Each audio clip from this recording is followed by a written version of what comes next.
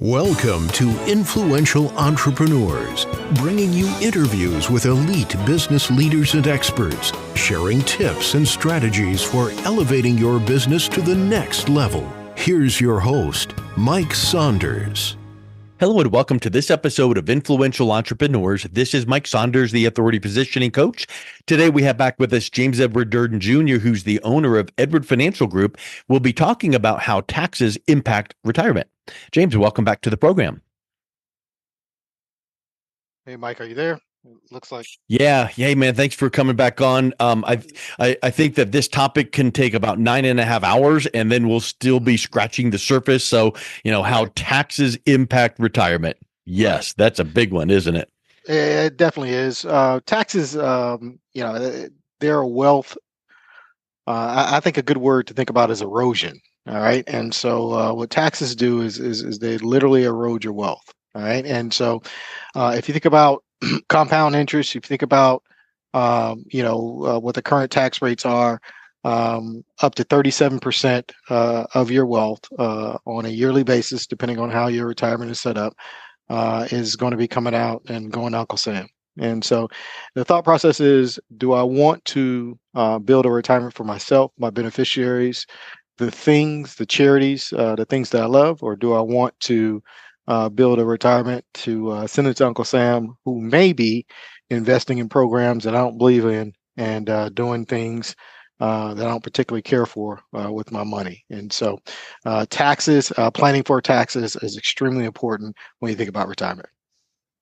That's a really interesting perspective you bring up there, because we all have to, the old cliche, there's only two things certain in life, death and taxes.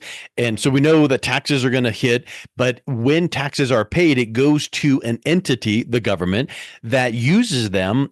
And yes, we have our vote and we have our say, but as we all know, we don't control where that money goes in reality. It goes to things that we could sit back and go, wow, I sure wish that I had been able to put that money in a different place. So if you can help your clients mitigate, and whenever I talk about this topic, we know that you can't eliminate taxes, but you can mitigate or lessen them. So I guess one question is, do you feel like taxes are going to go up in the next 5 to 10 years?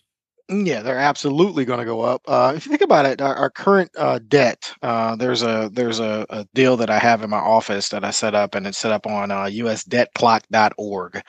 And usdebtclock.org, what it does is it tracks what the federal government spending is. So it kind of tells you what the national debt is. And as of this recording, is at $35 trillion. That's the national debt.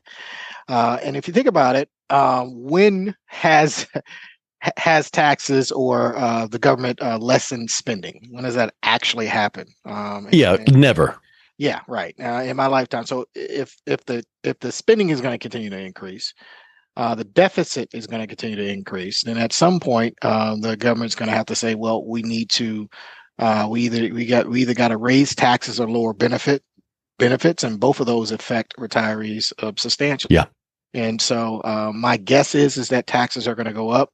And if you're thinking about retirement, one of the things you want to think is, okay, well, is there a way to take my nest egg, what I've set aside, my life savings to take care of myself, my wife, my beneficiaries, and the things that I care about? Is there a way that I can get them out of that Congress's bullseye? And there definitely is, and that's something that we definitely want to be thinking about in retirement. Yeah, I think someone would go, oh, well, you can't say, well, we don't know how much taxes are going to go up. We don't know what tax bracket people win in, but just that logical breakdown you just mentioned, based on a number that we all know about, that deficit, and it's growing every second. And the only way to tame that deficit is cut spending. And like you said, not a good chance that's going to happen. The only other alternative, got to raise taxes to cover that debt. And when that happens, what is going to be the impact? So what are the kinds of taxes that retirees need to be prepared for? Is it going to affect their Social Security, their pension? What are some of those things that you start educating your clients on being prepared for? Yeah, well, 100% of pensions, those of us that are lucky enough to have pensions, 100% of pensions are are they go off your income tax, so they're 100% taxable. So the good thing about pensions is a steady income that comes in, until we die. Bad thing about it is that it's 100% taxable. So if you take your Yeah. pension plus your Social Security, and plus your other investments, and that tax number could definitely be bigger than you think, and it can impact you more than you think. And so, yeah, there are definitely ways to plan around it. There's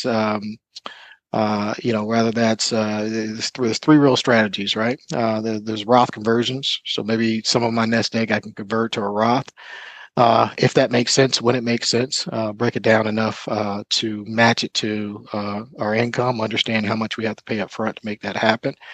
Another version is going to be your maybe municipal bonds. Good thing about municipal bonds is that they're pretty steady, although there's a risk of loss. Bad thing about it is that you got a lower rate of returns. We don't really use those in planning as much. And the other one is life insurance. And so it's how do you properly structure life insurance in order to give yourself a tax-free income forever. And so with a mix of those two things, there's the Roth, so your life insurance is definitely a solution for lower tax burden forever, and also getting it out of the Congress's bullseye. And I heard someone say something to the effect of thinking about your retirement accounts like an IRA, like a 401k that haven't been taxed yet. Right. Mhm. Because we work for 30 years and the money goes in pre-tax and it's been growing, and the government has been sitting there, tapping their fingers on the table going, when can we get it that? It's almost like, a fox, sitting on top of a prairie dog hole, waiting for it to come up so it can get lunch. So we know that those accounts haven't been taxed and they need to be taxed. But you're saying that there's some ways even that retirees can think about maybe shielding that, and even like you mentioned, the Roth IRA. In some of those things you mentioned, Roth conversion, maybe annuity, maybe properly structured life insurance, maybe. These are not things that everybody must do each and every time. They're just options that you would show your clients to see if it fits their plan, right? Yeah, that's absolutely correct. The thing about financial products is there's not one financial product that is perfect for every situation. And sometimes when I hear financial folks on TV or on the radio and different aspects, I often hold my breath, because it's more of this is bad, and that's good, and this is bad and that's good, and that type of deal. And the truth is, I've been doing this for 17 years.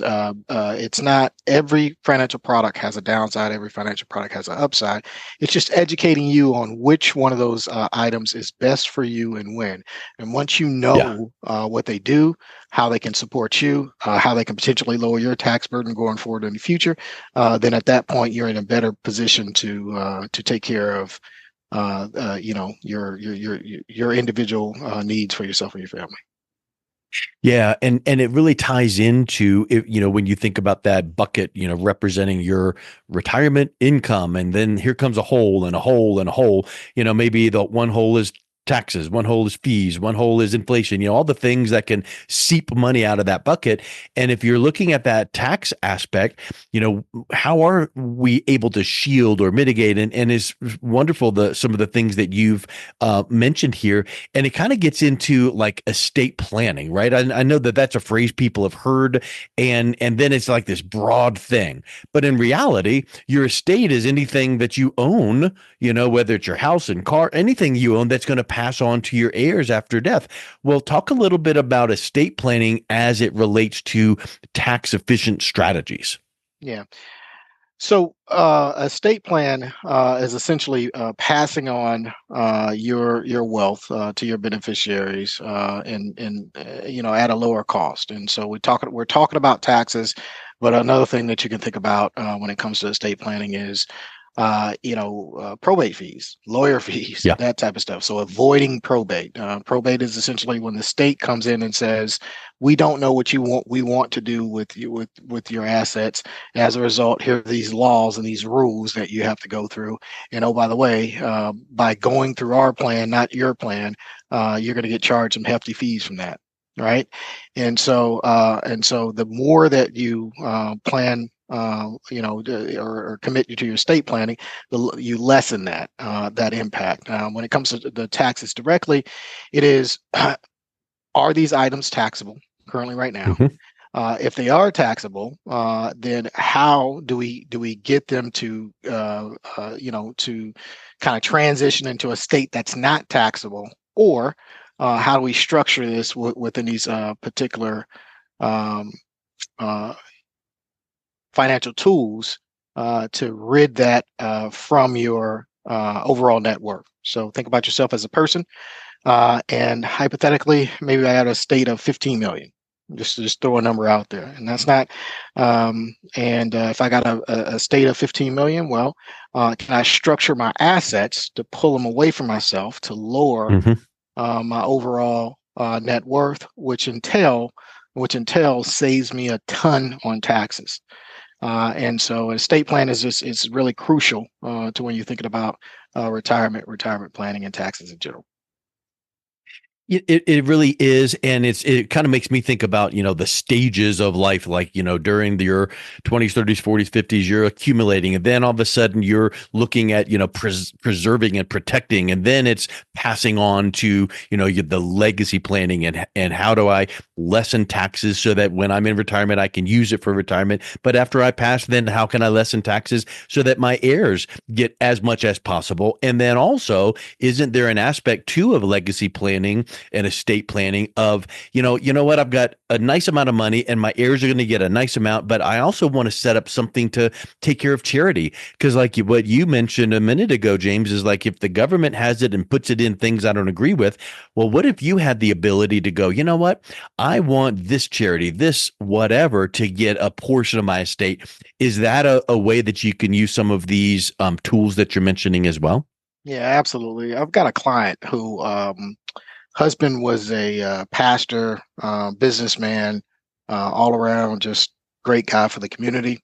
He passed away, and she was sitting well, so well. She had to have the conversation of, I need help because I don't even know how to navigate all this stuff. All I know is I'm getting these huge tax bills every year, and I I hear that there's maybe a way to mitigate some of this stuff, but let's have this conversation. Um, and believe it or not, this is going to sound silly. Financially, she was okay. Financially, her children and their children are probably okay in this situation. And so the conversation went to, well, what do you want to happen? What do you? I know about these things if you've done it in a community, but what does it mean to you? And if you could do something, what would it be? And in her mind, it was scholarship programs, and Oh yeah. so yeah, so that led down the path of setting some of this wealth up to maintain, not just do one time, not just a couple times, but maintain a steady flow of scholarships for these particular set of students that she wanted to help. And that's what I call it. That's beautiful. You took a situation where instead of writing a check to the government for and not knowing what's going to happen, she knows exactly who and what and she wants to do with her money, Yeah. and she's able to do that, and she enjoys doing it. So that's a really good you know idea. getting out of the quote unquote weeds of numbers and money and all these things, when you explain that now transcends so much into like purpose and mission, and I'm on a crusade to help more and more students. And yeah, I've my husband passed along money and I've got all the money I need, and I don't need all this money. What can I do with it? Oh, I'm going to take care of my family. Okay, good. And you need to take care of your family, but then with that amount extra that you're talking about, she now has this extra, whatever you want to think of it as, but the word that came to my mind is like crusade. I'm on a crusade to help some kids, and that almost gives her a little bit of a spring in her step and a little excitement in her spirit to go, I'm helping kids with scholarships, and how wonderful is that? Yeah, you're absolutely right. Crusade would be I would co-sign that word there, because she got a fire under her belly about Yeah. that. So much so that she actually looked at some of the money that she says she's wasting. I didn't feel that way, but she felt like, I'm wasting some of this other stuff. Let's pour some other stuff over there, and she could well Wow. afford it. So, Yeah. I think Crusade is a good thing. And so, at the Yeah. end of the day, it's just taking the assets that would otherwise go to one place and to go for what you want it to go for is the heart of this. And give a more fulfilling life. And I know that you've probably heard of like the concept of longevity. Like Yeah. people used to live to X age, now they're living to Y age. Why is that? Because they're taking better care of themselves and all these things. Well, I've heard another statistic. Statistically, when people retire and they go, okay, I'm done working, their purpose and their reason to get up kind of changes. And it's like now their mortality rate increases to where it's like, well, now in this example you just gave, she's got that fire in her belly, and not that that's gonna, you can't necessarily say that added 10 years of to her life, but I'll bet it gave a little fire in the belly that kind of helps toward that. And I think there's so much more in life than just dollars, and it's wonderful to have dollars, but when you can have that purpose, and you see these kids that get retired, the scholarships, and who knows, maybe she goes to one of the graduations or whatever the case is, you can really get involved in that and get behind it. I think that is just such a spectacular example. Yeah, and she definitely does. I don't know. This is the reason I do what I do, Mike. I'll be honest Yeah. with you, because that fire that she got lit on her belly. How do you think I felt? You know, Right. I felt Right. as on fire with meeting and greeting as many people like her and saying, "Hey, did you Yeah. know you could do this? Did you know that this is that this is one of my clients have done? And what do you think about that?" And so it definitely makes me feel good about what I do, and makes me feel excited about all the good that she's going to continue to do. And if things weren't set up the right way when funds passed to her and a huge percent got sucked up into taxes, maybe the impact that we've been talking about would have been lessened. So let's wrap up with the thought of how can people pass their retirement savings to their heirs, their family, their kids without having to pay as much taxes? Is there specific strategies for that, or a specific financial product that would help with that? Yeah, two that come to mind is that one is obviously a life insurance plan. Okay. Life insurance, it passes on to your heirs tax free. It expands your estate, and it is, one of the strongest vehicles that I can think of that not only multiplies what you're doing, but it gives it to your family tax free. So that's one. Another one could be annuities structured correctly with the right riders. It can also increase your estate and pass to your beneficiaries, depending on how it's structured, right? Tax free as well. Now, I want to. Every time I'm listening to people, I'm listening for and watching for certain things that catch my attention. And you said something a couple times, properly structured. So Right. this is not something that you can hear, oh, life insurance, annuities, and tax-free.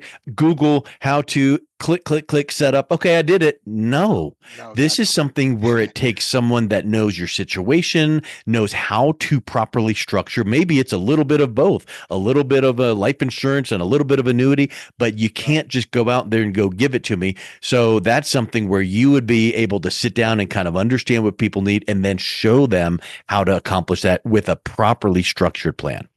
Yeah, I've been doing this 17 years, Mike, and I can tell you the products, the players, and the things that you can do change daily. Yeah. Okay. And so that expertise is essentially saying what is the best way to get that outcome out of these financial tools, right? Yeah, it's not just And checking the box. Oh, I got a life insurance policy. It's like, did you get the right kind? Was it set up the right way? Did it have the right rider? And you might come to right. find out when it's too late. Oh, I guess it wasn't set up the right way. Yeah, that's absolutely correct. Hmm. Well, I'll tell you, James, this has been really enlightening to hear how to, lessen, mitigate taxes in retirement. So if someone is hearing this going, maybe I should have a conversation, or can you look at my situation? What's the best way they can learn more and then also reach out and connect with you? Yeah, sure. So you can go to www.edward That's with no S. So edwardfinancialgroup.com. And on the top right button, there's some verbiage that says "Let's talk." All right. So again, it's www.edwardfinancialgroup.com.